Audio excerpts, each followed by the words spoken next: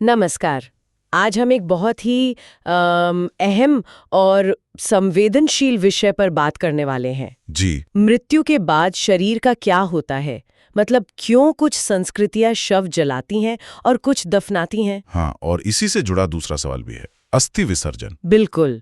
ये जो राख होती है, अस्थियां होती हैं, उन्हें पानी में क्यों बहाते हैं? तो आज हम इन्हीं सवालों को थोड़ा गहराई से समझने की कोशिश करेंगे। हमारे पास कुछ दार्शनिक, सांस्कृतिक और थोड़े वैज्ञानिक नजरिए भी हैं इस पर। हाँ, कोशिश यही रहेगी कि इन अलग-अलग रिवाजों के पीछे जो गहरी मान्यताएं हैं, जो कारण है, उनको समझ सकें। बिल्कुल। चलिए शुरू करते हैं दाह संस्कार और दफन विधि के फर्क से। ये फर्क आता कहाँ से है? हाँ, जैसे हिंदू धर्म में देखें तो दाह संस्कार मतलब जलाना ज्यादा आम है। इसके पीछे क्या सोच है? देखिए, हिंदू दर्शन में ये सिर्फ एक अंतिम क्रिया नहीं है, ये एक जरूरी आध्यात्मिक प्रक्रिया है। अच्छा। हाँ, माना जाता है कि शरीर 5 तत्वों से बना है: पृथ्वी, जल, अग्नि, वायु, आकाश, पंचमहाभूत। हाँ, पंचमहाभूत। तो मृत्यु के बाद शरीर को वापस उन्हीं तत्वों में मिलाना होता है, और इसमें अग्नि यानी आग सबसे मुख्य भूमिका निभाती है। एक तरह से ये ब्रह्मांडीय चक्र पूरा होता है। इसीलिए इसे अंत्येष्टि कहते हैं, मतलब अंतिम यज्ञ। बिल्कुल सही, अंतिम यज्ञ। और इसका आत्मा की यात्रा से भी सीधा संबंध है। वो कैसे? मान्यता ये है कि अग्नि जो है वो भौतिक शरीर से जो मोह होता है, जो जुड़ाव होता है, उसे जल्दी खत्म करने में मदद करती है, अच्छा। ताकि आत्मा, जिसे हम सूक्ष्म शरीर भी कहते हैं, जिसमें मन, बुद्धि, अहंकार वगैरह आते हैं, वो बिना किसी रुकावट के आसानी से अपनी आगे की यात्रा पर निकल सके।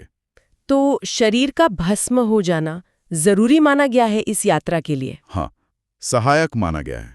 समझ गई।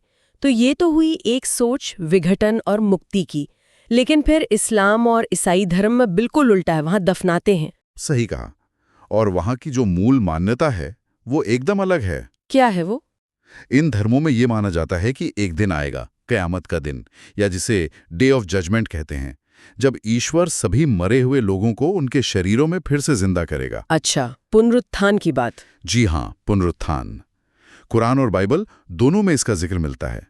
इसीलिए शरीर को नष्ट नहीं करते, बल्कि उसे सम्मान के साथ धरती माँ की गोद में सुरक्षित रखते हैं, इस उम्मीद में कि वो उस खास दिन फिर जी उठेगा। बिल्कुल।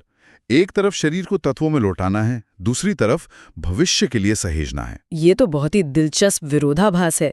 क्या दफनाने की भी कोई खास विधियां हैं? हाँ हाँ, बिल्कुल है। जैसे इस्लाम में शव को इस तरह लेटाते हैं कि चेहरा मक्का की तरफ, किबला की तरफ हो। अच्छा। और ईसाई धर्म में भी विशेष प्रार्थनाएं होती हैं, रीति रिवाज होते हैं जब शव को जमीन में दफनाते हैं। दोनों में ही शरीर का सम्मान और सुरक्षा का भाव है। तो ये तो हुई शरीर की अंतिम विदाई की दो मुख्य धाराएं, लेकिन आपने अस्थि विसर्जन का जिक्र किया था। हिंदू प्रक्रिया में दाह संस्कार के बाद ये भी एक अहम हिस्सा है। हाँ, बहुत अहम। दाह संस्कार के बाद जो बचता है, हड्डियां, राख, अस्थियां। हाँ अस्थियां, उन्हें पवित्र नदियों, खासकर गंगा या दूसरे तीर्थों के जल में विसर्जित करने का विधान है। पुराने ग्रंथों में, गृह सूत्रों में, पुराणों में इसका निर्देश मिलता है।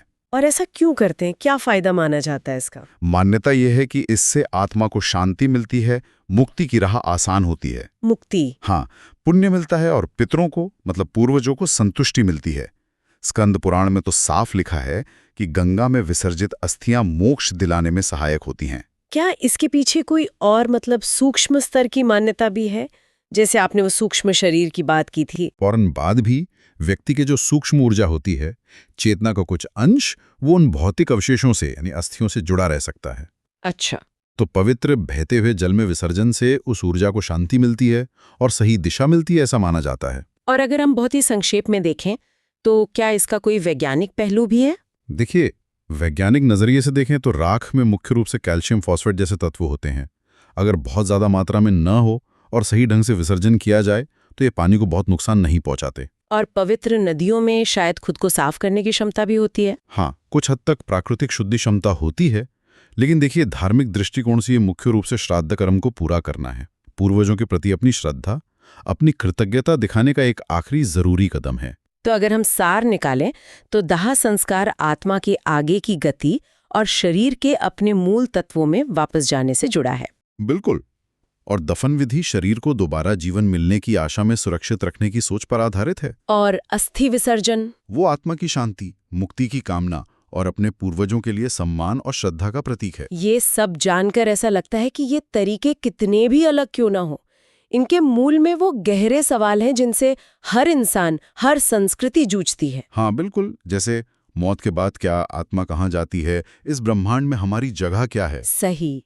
ये रीतियां बस अलग अलग जवाब देने की कोशिशें हैं, जीवन और मृत्यु के इस बड़े रहस्य को समझने और उसे सम्मान देने के अलग अलग तरीके हैं। और ये विविधता ही हमें सोचने पर मजबूर करती है कि अस्तित्व को कितने अलग अलग नजरियों से देखा और समझा जा सकता है।